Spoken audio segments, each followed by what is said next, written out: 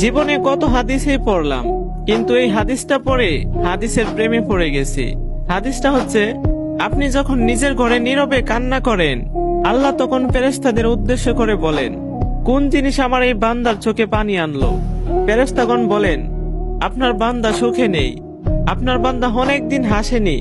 এই বলে ফেরেশতাগণ কান্না করতে থাকেন এবং আল্লাহকে বলেন, হে আমার রব, আপনি জানেন আপনার এই বান্দার হৃদয়ে কি রয়েছে, অতএব আপনি তার জন্য সবকিছু সহজ করে দিন।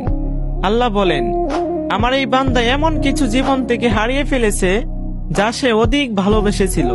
অতএব আল্লাহ বলেন, আমি শপথ করছি, আমার বান্দা যা তার জীবন থেকে হারিয়েছে এর চেয়ে উত্তম জিনিস তাকে এনে দিব, যা দেখে দুনিয়া ও আখিরাতে সবাই আশ্চর্য হয়ে যাবে। সুবহানাল্লাহ।